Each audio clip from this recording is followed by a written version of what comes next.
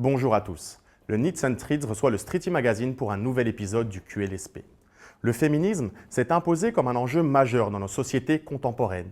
Cependant, parfois mal compris, il est loin d'être homogène. Traversé par différentes nuances, Maya Ajmiya, cofondatrice du collectif Blédart, et Fatima Zora, initiatrice d'Imazirène, ont accepté de nous en parler. Musulmane, racisée et militante, ton féminisme n'est pas le mien, c'est tout de suite dans le QLSP du Streety Magazine.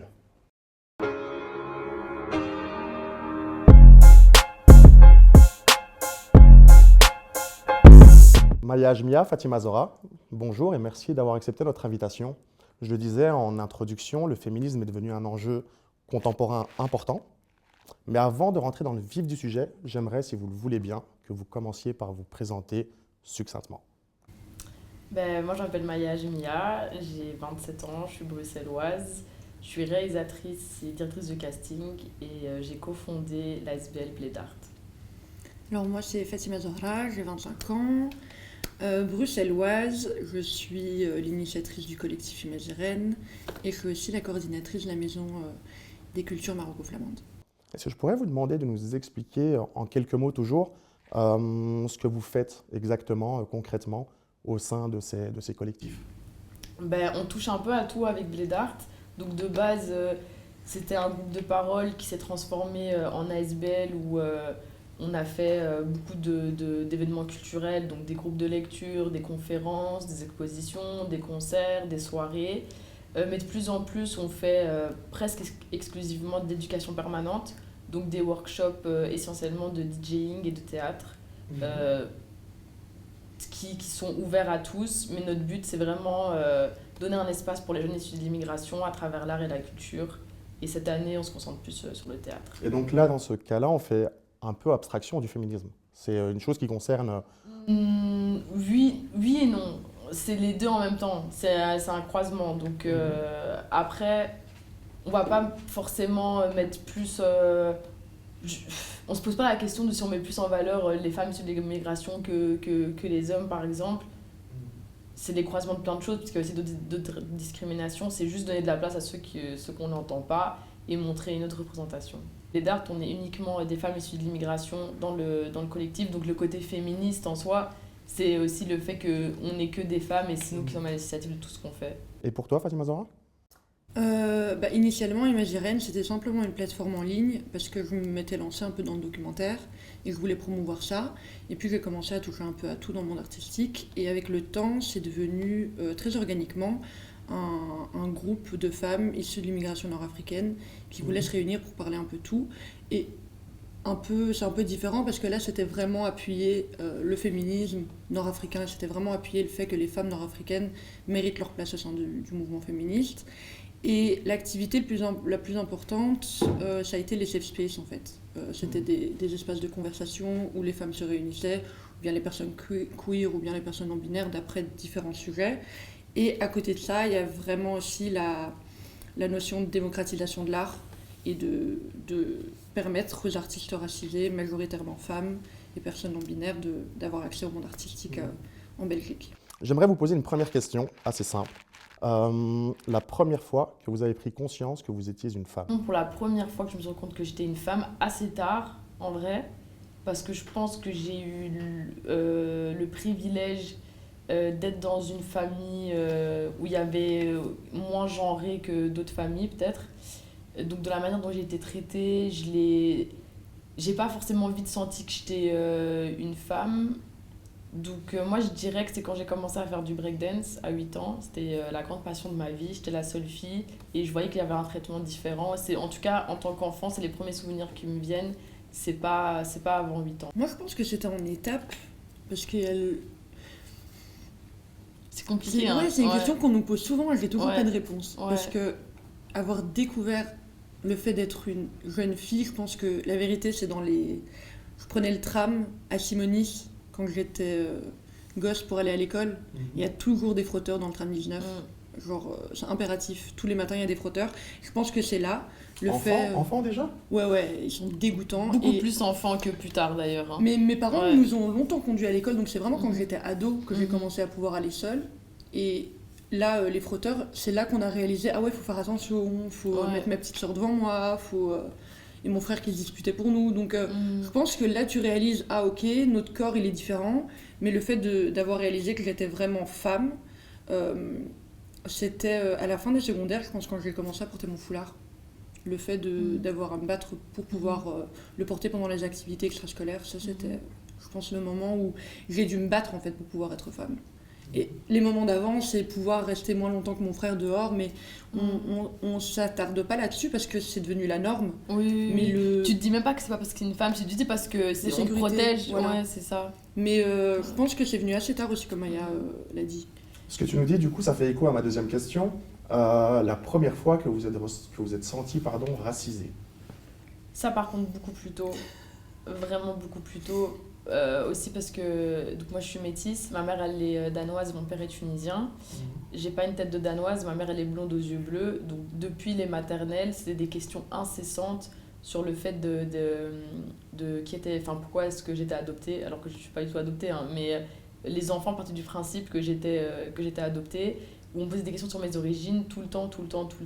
Donc franchement, déjà très tôt, à 4 ans, je me suis rendu compte, j'ai des souvenirs de moi à 4 ans qui me rend compte que en fait, ma mère et moi ne sommes pas perçus de la même manière.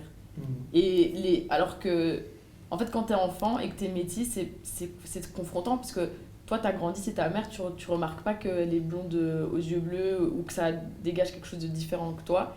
Et en fait, tellement que ce soit même les parents des enfants ou les enfants qui sont choqués, genre la première chose qu'ils voient, c'est le fait que t'as pas la même origine que ta mère. Et du coup, directement, j'ai compris, ok, je suis pas blonde aux yeux bleus, je suis pas blonde. Mais ces remarques que tu subissais, entre guillemets, du coup, tu le vivais comme une discrimination ou c'était juste une curiosité, une incompréhension qu'on pourrait plus ou moins comprendre en réalité? C'était clairement de la curiosité. Je vais dire, les enfants à cet âge-là, c'est même pas de la méchanceté, mais c'est dur à vivre parce que moi, j'étais persuadée que mes parents mentaient, que j'étais adoptée. Et j'ai vécu des histoires, je me rappelle, je faisais de la danse classique avant de faire du breakdance justement. Et un jour, toutes les filles du cours, elles se sont mises genre en cercle, elles m'ont dit ouais, faut qu'on te parle. Et j'étais en mode là, ok, elles m'ont dit oui, on a parlé ensemble. Et en fait, c'est obligé, t'es adoptée. Et même si tu dis que t'es pas adoptée, c'est obligé. Et ta maman et ton papa, ils te mentent. Et du coup, j'ai pas osé le dire à mes parents. Et pendant une période, j'étais persuadée que mes parents me mentaient et que j'avais été adoptée et j'avais la haine contre eux jusqu'au jour où mes parents m'ont dit ouais, tu nous caches un truc, qu'est-ce qu'il y a? Et j'ai craqué et j'ai dit oui, je sais, vous m'avez menti. Et là, ils m'ont montré les photos de ma naissance et tout ça. Donc ça a quand même des grosses répercussions pour un enfant au final, même si c'est pas forcément du racisme conscient ou quoi que ce soit. Mais en tout cas, moi je me pose pas la question de si c'est la discrimination ou pas, je me dis juste à cet âge-là, j'ai compris que j'étais pas blanche. Bien avant de comprendre que j'étais une femme. Et puis on le sait, mettons un peu la bienséance, j'ai envie de dire, de côté. Les enfants parfois peuvent se montrer cruels. Ouais, et il n'y a pas de filtre. Et c'est pas anodin malgré tout, c'est les parents qui doivent aussi les éduquer, leur parler de diversité. Fatima Zora, pardon. Du coup, tu l'as dit, c'est en lien avec ta décision de porter le voile ou c'était déjà venu avant? C'est déjà venu avant. Je vais avouer un truc que peu de monde sait de moi. Mais en fait, jusqu'à assez tard dans ma vie, j'étais persuadée d'être flamande. Quoi? Ouais. J'étais à l'école catholique et pratiquement pas d'arabe en fait dans ma classe. Et en début de secondaire, il y avait, en une fois en secondaire, il y a beaucoup plus de personnes qui s'inscrivent parce qu'il y a plus de classes. Et il y avait des Marocains dans ma classe. C'était la révolution dans ma vie. J'étais là, oh my god, en fait, on est pareil. Mais j'allais à l'académie, mes parents, ils nous poussaient quand même avec les langues, ils nous poussaient à l'école. Il n'y avait pas de on va traîner à la maison de quartier. On n'avait pas le droit ou très peu. Et du coup, moi, j'étais vraiment dans le truc, je suis... Une marocaine spéciale, moi, une des bonnes, tu vois, tu vois, c'est très honnête, le mauvais compliment, mais avant, j'étais vraiment la personne qui était trop contente de l'entendre. Allez, avant, j'étais gosse, quoi. Et du coup, moi, c'est vraiment en début de secondaire que j'ai redécouvert, et c'est aussi la période où j'ai été intéressée par mon amazigité, et que j'ai commencé à vraiment répondre aussi à mes parents en amazigh et tout, à parler avec eux, parce que c'est là que j'ai commencé à m'intéresser vraiment à notre culture à la maison, quoi. Et c'est aussi avec le temps là que j'ai commencé aussi à être fière de ma religion, et qui a mené au fait que je porte le foulard. Et le fait de porter le foulard à l'école, Ça a mené à pas mal de discrimination, ça a été super dur mes 2 dernières années de secondaire. Et du coup, les profs qui m'adoraient les 4 premières années, qui tout d'un coup avaient plus trop d'intérêt pour moi, je me suis rendu compte, ah ouais, je suis une femme racisée là, c'est plus la Fatima d'avant quoi. Je vous posais cette question parce qu'à votre genre s'ajoutent des discriminations qui sont liées à vos origines ethniques et à vos convictions religieuses. Est-ce que c'est ça au final qui vous différencie du féminisme classique? Ouais, carrément. Il y a ça, et puis il y a aussi historiquement le fait que, lié à nos convictions religieuses et lié à nos origines ethniques, il y a des mouvements d'émancipation des droits des femmes qui sont complètement différents en fait. On a aussi notre histoire féministe. Notre histoire féministe, elle n'est pas née en Occident parce que quelqu'un a décidé d'envoyer de l'argent au Bougnoul pour que les femmes là-bas ouvrent une coopérative, comme aujourd'hui on voit des mouvements féministes organiser ce genre d'initiative. Le féminisme islamique, le féminisme, dans mon cas marocain, mais les mouvements féministes tunisiens, ils sont next level aussi. C'est des mouvements qu'on connaît trop peu, parce qu'on ne connaît pas notre histoire, parce qu'on est des gosses de la diaspora, parce que on vit dans un pays où on ne nous apprend pas non plus l'histoire d'où on vient. Mais notre histoire, elle est beaucoup plus riche que simplement le fait d'être arrivé du jour au lendemain en Occident et le fait d'avoir accepté d'adhérer à un mouvement féministe blanc. Il est super vaste. Et notre identité, elle est trop complexe de toute façon pour qu'on se retrouve dans le féminisme mainstream, libéral, féminisme blanc. Enfin, il y a plein de mots différents pour désigner la même chose, mais on n'est pas juste des femmes en fait. C'est pas, on peut pas prendre juste une partie de nous. C'est pas le lundi je suis une femme, le mardi je suis une femme musulmane. On est tout le temps, plus d'autres choses d'ailleurs. Et du coup, bah forcément, il y a aussi une question d'agenda en fait, je pense. Donc par exemple, le féminisme libéral, comme on dit, le féminisme classique, il y a d'autres priorités. Par exemple, il y a déjà des acquis, des choses qui ont été acquises, qui sont tout simples. Par exemple, le droit d'étudier. Les femmes blanches peuvent étudier où elles veulent, si elles ne portent pas le hijab, par exemple. Du coup, elles, dans leur agenda de révolte, de choses à acquérir, ça va être arrêter d'être à moitié à poil dans les pubs, pas utiliser le corps de la femme pour la publicité et tout, ce que je suis totalement d'accord. Mais une femme maghrébine musulmane qui porte le hijab, elle est encore au niveau de devoir se battre pour pouvoir aller étudier avec son hijab avant de commencer à se battre, parce que nous dans les pubs on n'existe pas, donc on n'est même pas dans ce truc là encore. Donc c'est pour ça que je dis que c'est une question d'agenda aussi. C'est pas les mêmes priorités, parce que dans le féminisme classique entre guillemets, il y a déjà plein de choses qui ont été acquises et pour nous pas encore. Donc et puis même en plus de ça, les féminismes de nos ancêtres à nous, c'est même une réponse, c'est une contre, c'est une révolte de... C'est une révolte contre le féminisme occidental, parce que quand on va voir, surtout l'histoire du féminisme tunisien est super représentative de ça, parce qu'il y avait des mouvements de droits des femmes en Occident qui se permettaient d'écrire des thèses entières et de créer un fantasme néolibéral sur ce qu'était la femme musulmane maghrébine, sur la manière dont il fallait aller la libérer, que son mari était un barbare obscur, qu'il fallait écarter de sa vie pour qu'elle puisse vraiment vivre sa vie librement. On va pas répéter une énième fois, les cérémonies du dévoilement, la pornographie ou les photos pornographiques des femmes en Afrique du Nord, c'est quelque chose qui est encore super répandu. L'orientalisme de manière générale. L'orientalisme qui est un agenda politique, c'est quelque chose qui a été écrit, c'était mené par des politiciens et par les impérialistes. Tout ça, ça existait, et nos ancêtres ont répondu à ça en disant en fait non, notre féminité, notre genre, nos corps nous appartiennent, et on peut se battre contre les oppressions qu'on subit par les hommes qui seraient les nôtres, mais tout simplement les hommes dans notre environnement, et nous battre contre les forces impérialistes dont les femmes blanches font partie et dont les femmes blanches sont l'outil finalement. Donc en fait, c'est même pas le fait d'avoir à se battre aujourd'hui contre les deux, c'est qu'historiquement, c'est des mouvements qui s'inscrivent dans le fait d'avoir été une réponse très directe à la colonisation, à l'impérialisme. C'est rien de nouveau. J'ai le sentiment que vous n'avez en réalité jamais de répit. Et je dis ça pour une chose, et vous me direz si vous êtes d'accord avec moi. Lorsque vous menez certains combats, port du voile par exemple, vu que tu l'as cité, certaines féministes vous attaqueront, vous combattront parce qu'elles considèrent que c'est une réduction de la femme, etc. Et certaines personnes issues de votre communauté, qu'elles soient religieuses ou culturels, peu importe, seront vos soutiens, vos alliés. A contrario, une fois qu'il s'agira de... C'est des choses qu'on peut voir dans nos quartiers, même si j'ai pas envie de les réduire à ça, mais de sortir en discothèque avec ses copines, d'aller en vacances entre copines. Ces mêmes personnes qui vous soutiennent dans un combat deviennent vos ennemis à ce moment-là. Alors là, c'est réel. Et même sur la Ouais. discothèque, tu sais, même sur le Ouais. sujet du foulard, hein, Ouais, tu ouais. vas avoir une femme qui va essayer de porter le foulard pour aller en cours, elle n'y aura pas droit. Il y a un règlement d'ordre intérieur qui l'interdit littéralement à aller à l'école à moins de se dévêtir, c'est super violent. Et donc on lui ferme la porte de plein d'espaces dans ce pays. Et puis, le jour où c'est trop lourd comme poids à porter et qu'elle n'a pas accès au marché de l'emploi, à l'école, qu'elle n'a pas accès non plus à un logement comme tout le monde devrait pouvoir y avoir accès, et qu'elle décide d'enlever le foulard parce que c'est un poids à porter en Occident, il y a toute une tranche de la communauté qui va aussi pas être super Ouais. indulgente avec. Donc, je pense que c'est en fait exactement les mêmes sujets et les mêmes arguments, mais qui viennent de deux extrêmes différents. Ouais, et les gens, quand ça les arrange, enfin, c'est rare que les personnes, elles soient sincères dans un débat. Enfin, je vais dire, par exemple, ça arrive souvent que des hommes racisés vont nous soutenir, par exemple, dans notre lutte contre les violences policières, mais ils vont avoir des comportements hyper sexistes ou hyper violents face à nous, nos combats féministes qu'on va faire.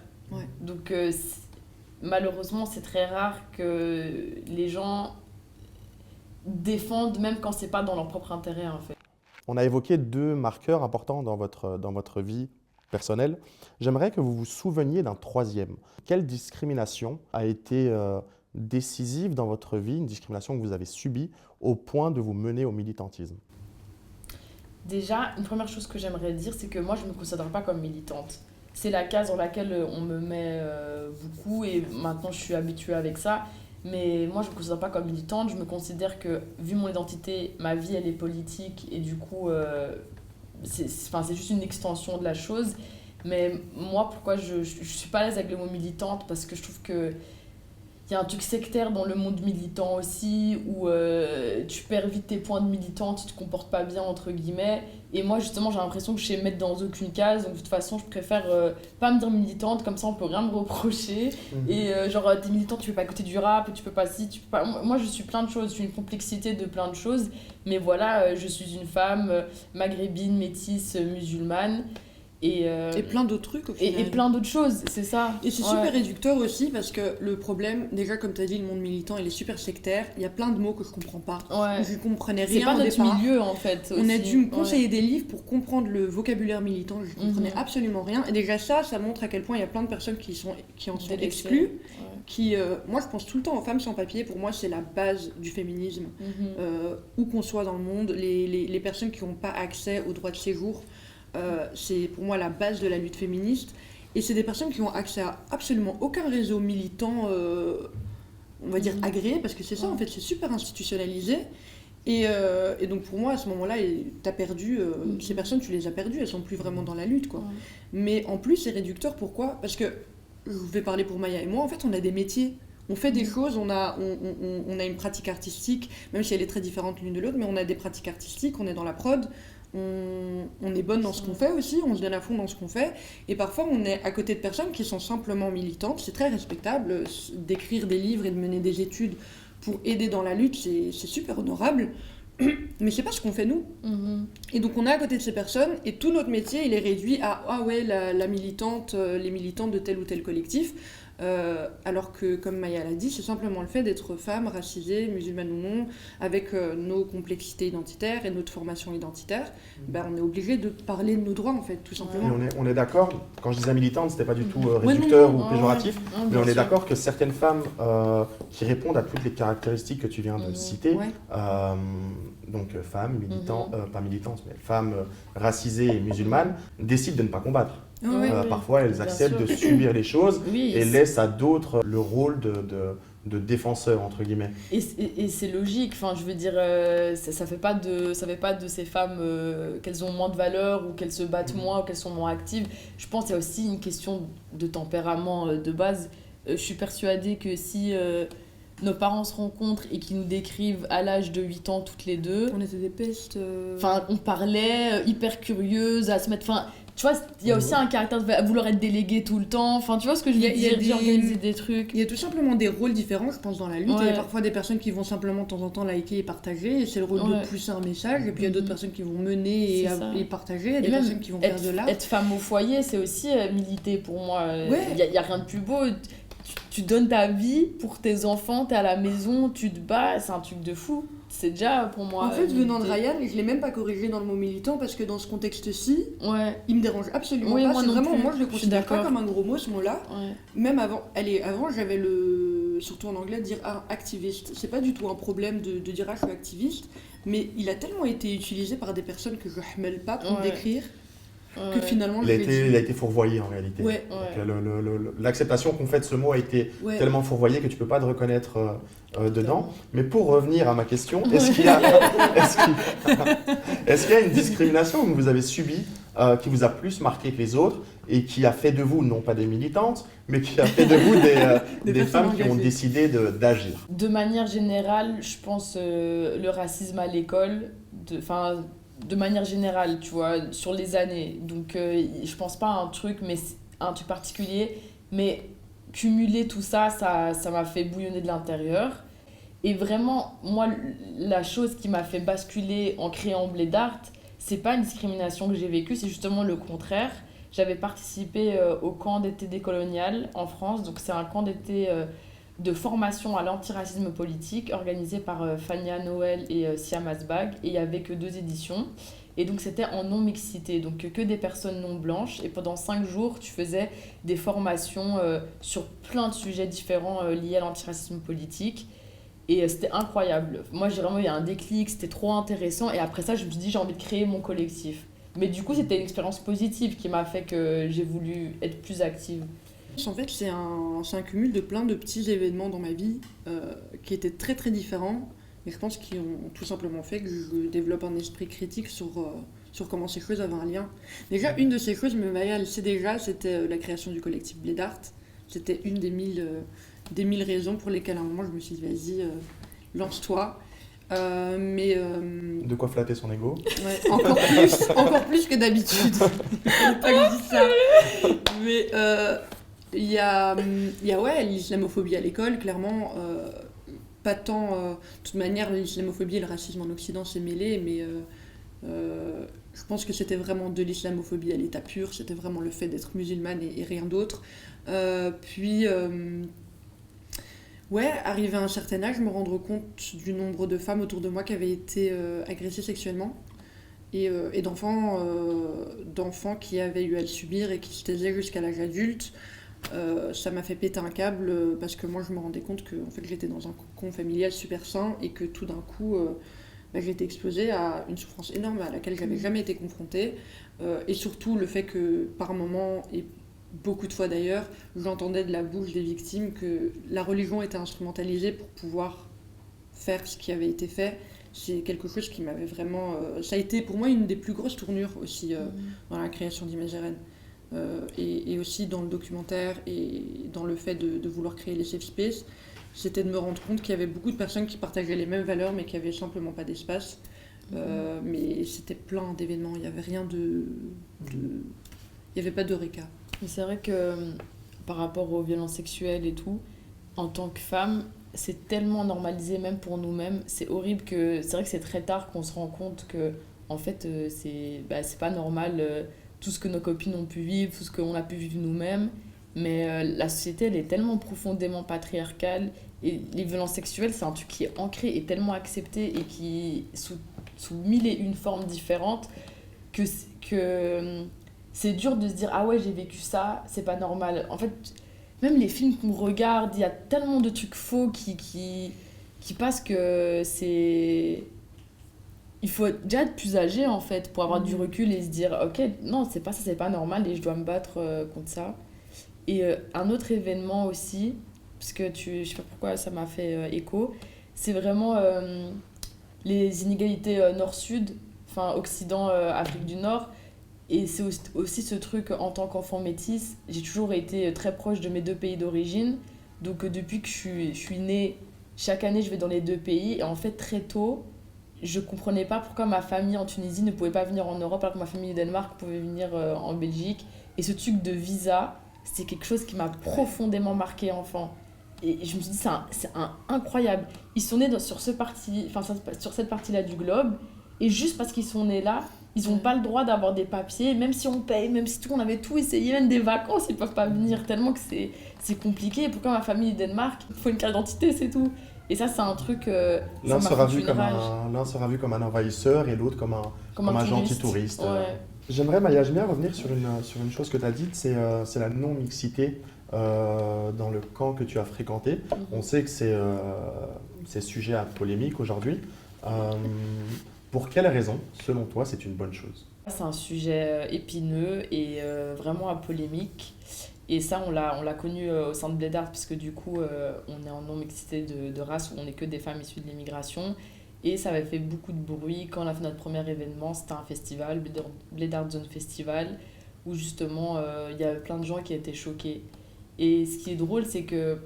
Enfin, drôle, non, mais c'est qu'à Bruxelles, au même moment, donc c'était en 2018, il y avait de plus en plus de soirées en non-mixité de genre, donc que pour les femmes. Et ça, c'était pas mal vu en fait. C'était des événements féministes où il y a que des femmes qui vont monter sur scène, par exemple, ou des choses comme ça. Et quand c'était en non-mixité de race, bah là, d'un coup, ça passait beaucoup moins bien. C'est vraiment l'expérience qu'on a eue avec Blédard, puisque nous, en fait, on avait assumé le fait que la programmation, ce serait que des personnes racisées. Donc les DJ, les conférenciers, les artistes et tout. Et ça a fait beaucoup parler. Et je peux comprendre aussi, parce que... C'est ce que j'allais dire, parce que tu as fait un effet miroir. Ouais. Là où on parlait de genre, on ne peut pas parler de racisme. Il y a des salles de sport qui sont réservées aux femmes, etc.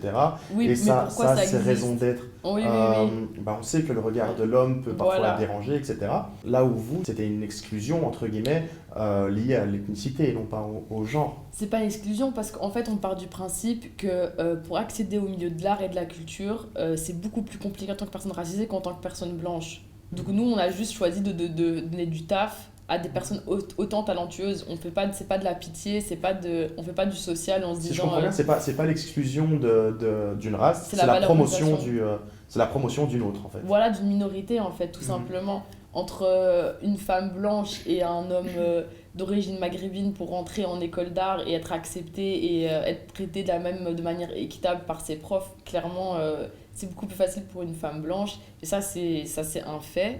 Et c'est pour ça qu'on a décidé de choisir de promouvoir des artistes racisés. Mais de base, pourquoi nous, on n'est que des femmes racisées dans Blédard, c'est juste qu'on voulait avoir un groupe de parole où il n'y a personne qui risque en fait de t'agresser en te disant « Non, c'est pas vrai, non, t'exagères ». Là, le but, c'était... On n'avait rien à prouver à personne, on voulait juste être entre personnes concernées et se vider de quelque chose, d'un mal-être, et en étant comprise par des personnes qui vivent les mêmes, plus ou moins, en tout cas les mêmes identités que nous. Mais par rapport aux espaces en non-mixité, chez Mézérène aussi, ça avait fait un petit gros ruina il y a un an et demi, sur notre Insta. Et en fait, on n'en a jamais vraiment discuté. On n'en a jamais parlé publiquement non plus après les événements parce que ça avait pris trop de place. Mais c'est une des raisons pour lesquelles le collectif est plus du tout actif en ligne en fait. Il n'y a plus du tout d'activités ou de posts comme avant qui sont relayés en ligne parce qu'en fait, il y a une méconnaissance des activités qu'on organisait qui était tellement grande. Les gens n'avaient tellement pas connaissance des enjeux racistes dont on parlait, des enjeux féministes dont on parlait, des coloniaux dont on parlait, que quand ils ont découvert les espaces en non-mixité, c'était super violent. On a fini sur la une du journal La Libre, notre photo d'équipe, en sachant que la majorité de leurs lecteurs sont quand même des raclos, qui ne se gênent pas de le faire savoir. C'était vraiment une mise en danger super volontaire de notre équipe. Et il y avait même des personnes qui ont voulu être violentes physiquement avec nous, en pensant nous trouver dans des locaux, mais qui ne nous y ont pas trouvés. La classe politique a participé à cet harcèlement. Donc c'est pour dire à quel point le safe space, il est tellement contesté d'une manière violente qui prouve encore une fois, en tout cas cette contestation, elle prouve encore une fois pourquoi il est absolument nécessaire. C'est parce que on parle pas juste de nanas qui sont dans une bande avec quelques hommes et il y en a un qui va dire ah ouais les femmes à la cuisine ou une connerie du genre. C'est des gars qui se sont déplacés pour nous lapider, comme eux l'ont écrit en ligne. C'est des gars qui vont attoucher des membres de l'équipe. C'est des gars qui vont être, ou pas seulement des gars, hein, des personnes de tout genre, hein, qui vont être... qui vont faire subir une intimidation à des membres de l'équipe et des artistes.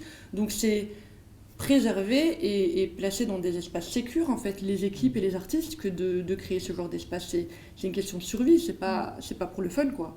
Est-ce qu'on pourrait faire le parallèle avec, je dis ça comme ça et vous me dites si je me trompe, une personne qui a subi un viol dans sa vie aurait peut-être du mal à libérer sa parole en présence, je parlais d'une femme, en présence d'un homme.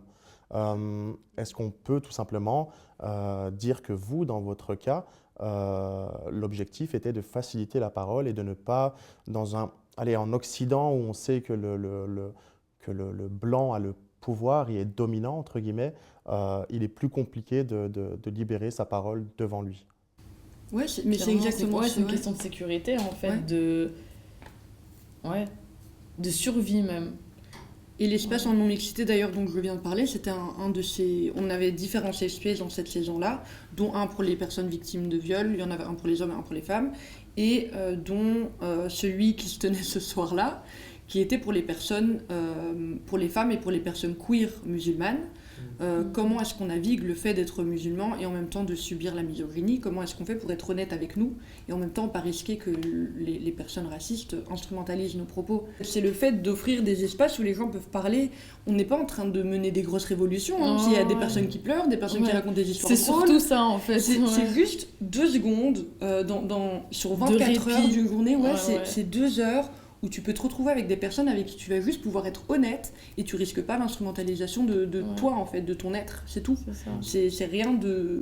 Tout comme les alcooliques se réunissent entre eux et pas devant des gens abstinents qui vont les juger et juger leur alcool, mais là on comprend. Leur addiction à l'alcool. Ouais, totalement, mais même par exemple, je prends un exemple concret, une fille maghrébine lesbienne qui va subir de l'homophobie super forte de la part de ses parents par exemple qui en souffrent. Tu vois, ça va être compliqué pour elle d'en parler à sa meilleure amie qui est blanche parce que après elle va se dire ouais non, elle va utiliser l'homophobie de mes parents en se disant ouais c'est parce que c'est des arabes, ils sont homophobes, nanana. Voilà, peut-être qu'elle va pas se sentir en sécurité pour en parler, alors que si elle est entourée de personnes issues de l'immigration comme elle qui sont aussi soit gays, lesbiennes ou bi, n'importe, là il y a déjà un sentiment de sécurité où tu sais que ça va pas, ce que tu dis ça va pas être utilisé contre les gens que t'aimes aussi, parce que c'est ça qui est différent. Tu peux être dans une famille et subir des choses, mais en même temps t'aimes les personnes de ta famille, tu veux pas que des personnes dominantes commencent à utiliser ton malheur pour être raciste ou classiste. Même au-delà de ça, cette personne blanche pourrait mal conseiller également la femme parce que c'est pas la même maghrébine. réalité. Elle pourrait ne pas comprendre pourquoi elle a peur d'en parler à ses parents, que voilà, peut-être qu'ils accepteront, qu'ils auront une réaction positive, alors qu'elle ne connaît pas les réalités, les coutumes, etc. Vous avez évoqué l'orientalisme de l'auteur Edward Said. Il y a une chose qui en découle, c'est le fétichisme sexuel. Est-ce que vous pourriez nous expliquer en quoi ça consiste ? Alors, avec des mots simples. Ouais. Déjà, il y a... En fait, le fétichisme sexuel, c'est qu'en plus du regard sexuel, il y a le côté cliché, donc qui est lié avec la race. Donc, par exemple, les femmes racisées, que tu sois une femme noire, une femme asiatique, une femme latina, une femme maghrébine, une femme arabe, il y a des clichés qui vont être associés à toi à cause de l'histoire de la colonisation, des formes d'art qui ont existé à ces époques-là, plein de choses. Et du coup, le regard de l'homme sur toi va être sexuel, mais en plus, va rajouter ces clichés qu'il y a liés à ta race. Ouais. Pour donner des exemples, la femme asiatique est docile, voilà. La femme maghrébine est, je sais pas, sensuelle. Soumise et justement... elle veut se libérer à travers... qui veut se libérer, c'est ça. Et, la B-word, la beurette. Oui. Comment je l'ai dit? La B-word. La beurette. Clairement, c'est un des exemples les plus connus et les plus clairs. Et en fait, les gens oublient souvent que le fétichisme sexuel, c'est totalement une forme de racisme. C'est pas normal de vouloir être en couple qu'avec des filles maghrébines parce qu'elles sont maghrébines et que ça t'excite parce qu'elles sont maghrébines et que du coup, t'as tous les clichés qu'il y a derrière.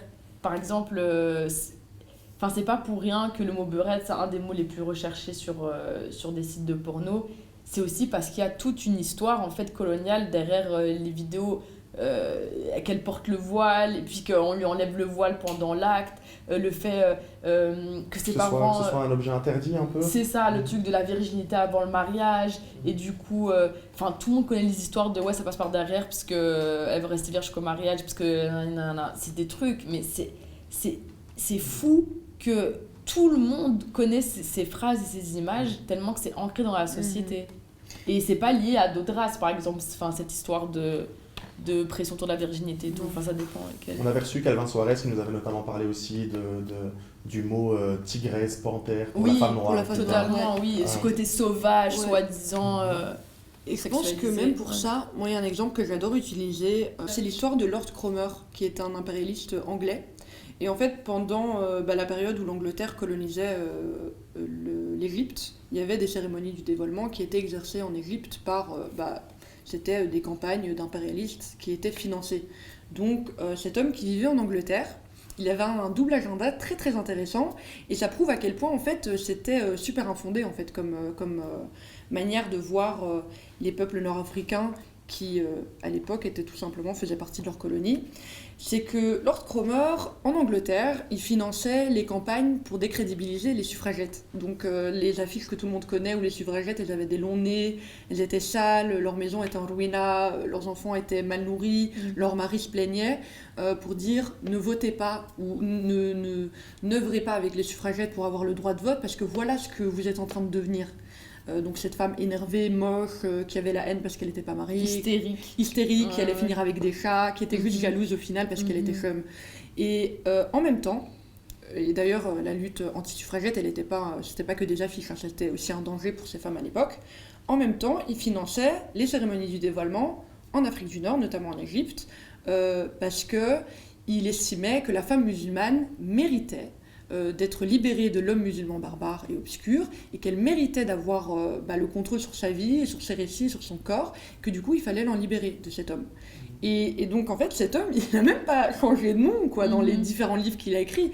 C'est des campagnes complètement différentes qu'il a menées dans la même période dans sa vie, et on voit en fait que son récit, il était simplement basé sur le fait de maintenir son capital. C'était en Angleterre le fait que le capital des hommes était en danger si les femmes venaient à pouvoir obtenir une liberté financière, une indépendance financière plutôt, et en même temps de maintenir les gains économiques qu'il avait en faisant partie des colonies en Égypte. Donc en fait c'était juste... L'idéologie avait peu d'importance en réalité, c'était le fait de maximiser ses intérêts qui primaient. Et la preuve là-dedans, et c'est rien de nouveau, de toute manière les impérialistes, ils travaillaient avec des poètes et des écrivains, des philosophes pour inventer des théories et pour dépeindre une image, un fantasme, un idéal, ou un fantasme, pas du tout un idéal, de ces endroits, pour donner une image aux gens qui vivaient en Angleterre, qui n'avaient pas l'occasion de voyager jusqu'en Égypte. Voilà ce qu'est l'Égypte, voilà, on vous la vend, on vous l'explique sans que vous ayez à voyager. C'était des artistes qui dépeignaient ces récits-là. Ouais, et ça a un impact énorme, parce que là, il faut se dire, on parle d'une période, que ce soit en Angleterre ou d'autres pays en Europe, où les gens ne savent pas à quoi ça ressemble l'autre continent, et la seule chose, c'est un pouvoir énorme, la seule chose qu'ils peuvent voir, c'est les peintures, les cartes postales, le début du cinéma aussi, et du coup tu peux créer de toutes pièces une identité à ces gens de l'autre bout de la mer, et dire ouais regardez ils sont comme ça, et c'est en fait, ça fait peur, parce que jusqu'à maintenant il y a des répercussions. Par exemple, on parle beaucoup de peinture, mais il n'y a pas que ça. Pendant la colonisation en Algérie, il y a beaucoup de cartes postales de photographes soi-disant français qui faisaient des photos de femmes algériennes dénudées, donc un sein nu mais avec le voile, c'est des choses qui n'existaient pas mais qui ont été créées, et toutes ces cartes postales ont été envoyées en France, donc voilà, c'est les premières images. Jusqu'à maintenant, ces images-là, on peut les retrouver dans des clips, on peut les retrouver dans des films porno, en fait, ça n'a pas changé. Dans les cas que vous avez évoqués, on voit que c'est à la fois intentionnel et malsain, mais ce n'est pas toujours le cas. Certaines personnes, des hommes comme des femmes, peuvent apprécier qu'un seul type d'homme et c'est lié à une ethnicité. J'aime que les Noirs parce qu'ils sont comme ceci, comme cela. J'aime que les Maghrébins parce ils adoptent tel comportement, etc. etc. Est-ce que vous avez déjà réfléchi à cette question-là lorsque ce n'est pas malsain en réalité? En fait, il y a plein de comportements, même pas liés au fétichisme mais dans les relations amoureuses, hein, mais il y a plein de comportements racistes qui sont pas malsains. Mais ça n'empêche pas que ce soit des comportements racistes, que ce soit des micro-agressions, que sur le long terme, ça peut avoir un impact sur nos vies, que quand ce sont des comportements répétés par plusieurs personnes continuellement tout au long de notre vie, au final, c'est tout simplement lourd et ça peut laisser des séquelles. Et je pense que dans les relations amoureuses, c'est encore plus à prendre au sérieux. Moi, j'ai surtout du mal quand des personnes ont des enfants ensemble et qu'il y a aussi une manière d'avoir un fétiche sur les enfants qu'on crée ensemble. Parce que aimer une personne parce qu'elle a une certaine ethnicité, simplement parce qu'elle a cette ethnicité et pas parce qu'on a des raisons personnelles ou un lien très fort avec cette culture pour telle ou telle raison dans notre parcours personnel de vie, ça équivaut pour moi exactement à la même chose que détester une personne parce qu'elle a certains traits ethniques. Parce qu'au final, c'est de voir la personne seulement à travers ça, c'est de pas estimer que t'aimes foncièrement une personne parce que c'est la bonne personne pour toi et que tes enfants qui ressemblent au type B sont tes enfants, c'est qu'il y a des personnes qui expriment très directement « j'ai envie d'épouser un homme noir pour avoir des bébés métis ». Et c'est accepté un peu ce genre de phrase, c'est ça. Le hashtag là, en Amérique, là, les femmes blanches, my mixed kid ou my mixed baby, et qui posent avec, en fait, c'est d'aller... C'est un accessoire. Ouais, c'est d'aller voir, et d'ailleurs, encore une fois, on peut parler de la manière dont c'est ancré dans notre subconscient, parce qu'il y a certains récits qui ont été racontés sur le corps de l'homme noir, comment elle est perçue, ce à quoi il servirait, le fait qu'il est hypersexualisé comparé à d'autres corps d'hommes, et du coup, d'estimer aujourd'hui que c'est pas problématique que des femmes non noires voient un homme noir et disent ouais il n'y a pas de souci, je vais dire que j'ai un fétiche sur l'homme noir mais je suis pas raciste parce que je l'aime vraiment.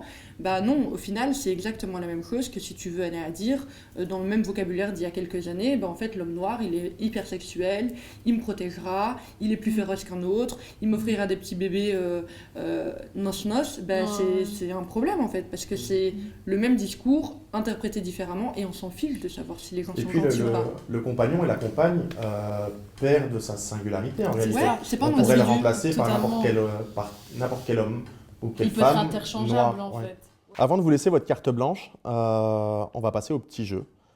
J'ai honte du titre, mais je suis obligé de l'énoncer. C'est family-friendly ou pas. On ouvre les parenthèses, triarcat. On remerciera la direction éditoriale. Merci Nazim Mokhtari. Donc je vais vous proposer quelques mises en situation et vous me direz, donc comme le titre l'indique, si c'est family-friendly ou pas. Triarcat. Alors première mise en situation, je suis en couple et ma compagne veut me présenter son meilleur ami. Je ne l'accepte pas, pour moi c'est inconcevable qu'elle ait un ami homme dans sa vie. Est-ce que c'est family-friendly ou est-ce que ça ressort du patriarcat? J'ai envie de préciser un truc avant de répondre à la question. Parce que pour moi, dans ce genre de mise en situation, il y a un contexte qui manque. Je pars du principe, quand tu es dans un couple, donc là un couple hétéro en l'occurrence, bon déjà on va se dire la vérité, c'est inévitable d'arriver, c'est impossible d'arriver à une équité totale dans un couple hétéro. Mais je pense qu'au début, ce qui est important, c'est voir si on a les mêmes valeurs, la même grille de lecture sur les choses. Donc si de base dans votre couple, vous vous ait dit non aux amitiés du sexe opposé et que c'est pareil pour les deux, là, moi, je peux comprendre qu'il ne veuille pas que sa femme ait un meilleur ami parce que déjà, ils se sont mis d'accord que dans leur conception de l'amour, du mariage, du couple, il n'y a pas que l'amitié homme-femme n'existe pas. Ça, c'est quelque chose. Mais par contre, si c'est pas quelque chose qui a été parlé entre eux et qu'en plus, lui, il a des meilleurs amis filles, là, c'est complètement patriarcal. Je sais pas ce que tu en penses. En fait, moi, je suis super d'accord avec Maya et je pense que c'est important de remettre en perspective en fait, les raisons pour lesquelles on milite et le fait qu'on ne soit pas toujours obligé de militer pour des choses qui nous sont pas forcément qui nous sont chers, mais qui ont un impact sur nos réalités. Parce que y a le mot conservateur qui effraie beaucoup de personnes. Moi, je sais que dans ma manière pas forcément de lire le texte religieux, mais dans ma manière de vivre, dans ma manière de vivre ma foi, je suis très fidèle à certains principes religieux, mais ça ne veut pas dire que je ne vais pas défendre le droit d'autres personnes de ne pas les suivre et de pas y être fidèle. Alors, deuxième mise en situation, je suis en couple toujours. Ma compagne décide du jour au lendemain de ne plus s'épiler, de se laisser donc pousser les poils. Moi, c'est quelque chose qui... attention, hein, c'est une mise en situation, je ne parle pas de moi à la première personne. Je ne veux pas être attaqué par tous les mouvements féministes bruxellois. Moi, c'est quelque chose qui m'écœure, qui me répugne, et je décide de rompre avec elle. Est-ce que mon comportement est patriarcal? Ouais, deep down, il est patriarcal simplement parce que t'as une attente du corps de la femme qui n'est pas une attente que t'as de ton propre corps. Si toi t'estimes que tu peux te baigner tranquille avec tes jambes pas rasées, mais que t'aurais honte d'être à côté de ta copine en bikini si elle était pas rasée, alors ouais, c'est profondément patriarcal parce que t'as un biais basé simplement sur le genre. Après, encore une fois, il y a la question de préférences, les accords qu'il y a dans un couple, la manière dont on fonctionne et les changements qu'on y apporte. Et même, moi, je pense que si la femme veut disposer de son corps et de faire pousser ses poils et que le gars n'aime pas ça, moi, je pense que c'est plus sain pour tous les deux qu'ils se quittent de toute façon. Et que ça peut être ça pour on sait que c'est c'est pas toujours aussi simple, oui, et que la femme ou l'homme, peu importe, par peur de perdre son conjoint, sa conjointe, serait capable de trahir entre guillemets ses plus profondes convictions, et dans quel cas la relation en réalité deviendrait toxique. Mais ça, je pense que de toute façon, franchement, la société, elle est tellement profondément sexiste et patriarcale que même en tant que femme, même sans le savoir inconsciemment, il y a plein de choses qu'on ne fait pas pour faire plaisir dans une relation transsexuelle, qu'on fait plaisir à notre homme, c'est sans s'en rendre compte. Si on revient à ce que Fatima Zora nous disait juste avant, le vrai combat, c'est peut-être aussi de laisser la liberté aux gens, et je suis totalement en accord avec toi là-dessus. Je lui laisse la liberté de porter ses poils, mais moi aussi, j'ai le droit d'être libre et de ne pas apprécier ça et de refuser ça. Et tout simplement donc de la quitter, de faire ma vie avec une autre personne. Mais là, déjà, dans ta formulation, il y a un problème.